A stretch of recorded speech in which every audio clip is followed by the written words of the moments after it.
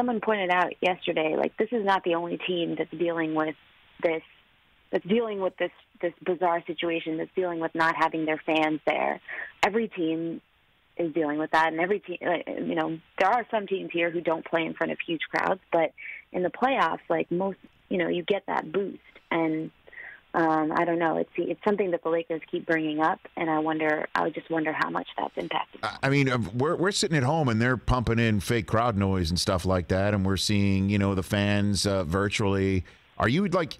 Do you hear that in the arena for the games, or are you just hearing sneakers squeaking and that's it, and people yelling just like it's an empty gym? Is that what these guys are playing in? So that was the case early on. The first couple of scrimmages, that's how it was, and it was actually kind of cool because you could hear what they were saying a lot better. But now they pump in a lot of crowd noise. It's very loud in the gym.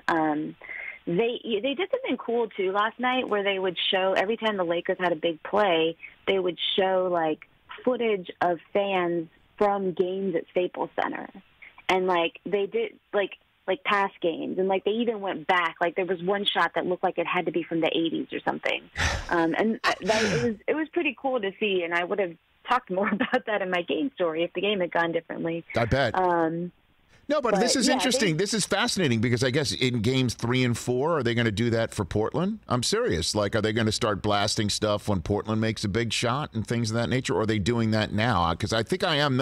Again, this is the sort of stuff I notice.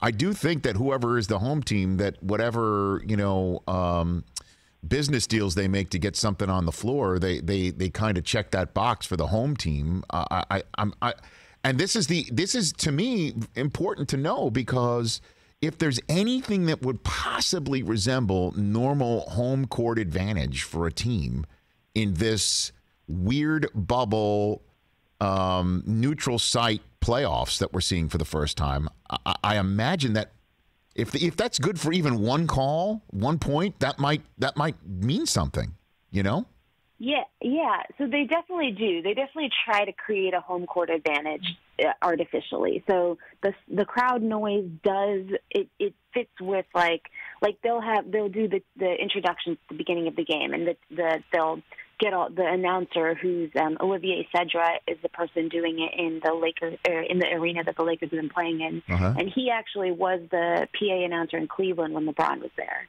So he does like the pregame, and they've actually sent some audio of Lawrence Tanter. Right, yeah, sure. They've sent some audio of him saying certain things. I think he does the pregame introduction and some other things. So they tried to create that. Right. They've done, yes. To answer your question, yes. When it's a Portland home game, it will be Portland signage everywhere. It will be, the cheers will come when Portland does something good. That's all going to change. But you know what? It kind of backfired last night, because I don't know if you caught this moment, but Damian Lillard hit a 3 to tie the game at 87, and the Lakers come back on offense, and Dame runs down. He's standing right in front of me, and they start playing Blow the Whistle by Too Short. Mm-hmm. And this song is an Oakland song, and Damian Lillard is from Oakland. And in the middle of the game, he starts dancing. Just like he's back on defense, and he just starts dancing. And it's like, how could they have?